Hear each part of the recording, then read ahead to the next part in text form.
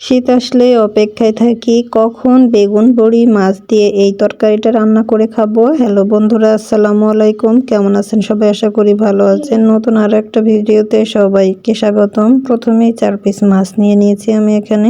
এগুলোকে লবণ এবং হলুদের গুঁড়া দিয়ে খুব সুন্দর করে হাত দিয়ে মেখে নিব। আপনাদের কাজ হচ্ছে একটা লাইক দিয়ে ভিডিও দেখা শুরু করা এবং সম্পূর্ণ ভিডিও দেখা। মাছগুলো আমি কড়াইতে ভাজির জন্য দিয়ে দিচ্ছি। তেল গরম করে দিয়ে দিয়েছি। বেগুন দিয়ে রান্না করব। বেগুন নিয়ে নিয়েছি 3টা।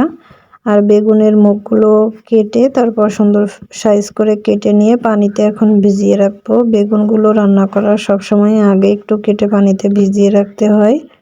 আমি খুব সুন্দর করে ধুয়ে তারপর পানিতে ভিজিয়ে রাখছিলাম। এইদিকে মাছ ভাজিটা হয়ে গেছে। রান্নার সাথে বড়ি দেব, কুমড়ো বড়ি। আর এটা যে কত মজা লাগে বেগুন এবং বড়ির সাথে রান্না করলে, সেটা যারা খেয়েছেন কখনোই এর স্বাদ তো ভুলবেনই না। আপনারাও আমার মতো অপেক্ষা করে থাকবেন কখন শীতকাল আসবে আর কুমড়ো বড়ি এবং মাছ আর বেগুন দিয়ে এই রান্নাটা করে খাবো। বড়িগুলো প্রথমে একটা কড়াইতে ঢেলে নিচ্ছিলাম, এরপরে মাছ ভাজির কড়াইতে আরও একটু সময় নিয়ে ভেজে নিব। সবাই সম্পূর্ণ ভিডিওটি দেখবেন এবং ভালো লাগলে বন্ধু বান্ধবের সাথে শেয়ার করতে ভুলবেন না। আর যাদের ভালো লাগবে না তারা স্কিপ করে চলে যেতে পারেন। রান্নাতে চলে এসেছি আমি বরাবরের মতো বাটা মশলা ব্যবহার করি। বাটা মশলার মধ্যে জিরা, সরিষা, পেঁয়াজ, রসুন, আদা এগুলাই থাকে আমার। আর এর মধ্যে গুঁড়া মশলার মধ্যে হলুদ, লবণ, মরিচের গুঁড়া অ্যাজ ইউজুয়াল এগুলোই ব্যবহার করি। সবাই এগুলোই ব্যবহার করে রান্না করে। আর এগুলো কম বা একটার যদি একটু কম বেশি হয় তাহলে তরকারির স্বাদ লাগে না।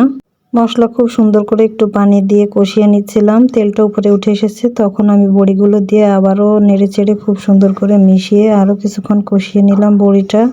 কারণ অনেক বড়ি হচ্ছে ফোটের মাথায় দিতে হয় আর অনেক বড়ি কষিয়ে নিয়ে রান্না করতে হয়। তো আমি এই বড়িটাকে কষিয়ে নিয়ে রান্না করেছি। সিদ্ধর একটা ব্যাপার থাকে, সেই কারণেই দুইভাবে রান্না করা হয় বড়ি। এখানে আমি হচ্ছে বেগুনগুলো কেটে রাখা সেগুলো দিয়ে দিচ্ছি।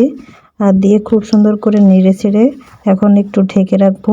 মায়েদের মুখে শুনেছি বেগুন প্রথমে রান্না করার সময় একটু ঢেকে দিলে খুব সুন্দর করে নরম হয়ে যায় এবং সেই সাথে খেতেও অনেক মজা লাগে। আপনারাও এই কাজটা করবেন কিনা সেটা কমেন্ট বক্সে অবশ্যই জানাবেন। এরপর যখন একটু বলক চলে এসেছে, ঢাকনাটা সরিয়ে আমি মাছগুলো দিয়ে আবারও নেড়ে চেড়ে ঢাকনা দিয়ে আরও কিছুক্ষণ রান্না করে নিচ্ছি। বড়িগুলো সিদ্ধ হয়েছে কিনা আমি একটু চেক করে নিচ্ছিলাম। ভিডিও ভালো লাগলে অবশ্যই সুন্দর একটা কমেন্ট করে যাবেন। আর এটা আমার তরকারির ফাইনাল লুক, আর এটা অনেক লোভনীয় হয়েছে সেটা আপনারা দেখতেই পাচ্ছেন। আর এখানে আমি একটু পরিবেশন করে নিয়েছিলাম। আজকের মতো এখানে শেষ করছি। সবাই ভালো থাকবেন, সুস্থ থাকবেন, আমার জন্য দোয়া করবেন। আসসালামু আলাইকুম, আল্লাহ হাফেজ সবাইকে।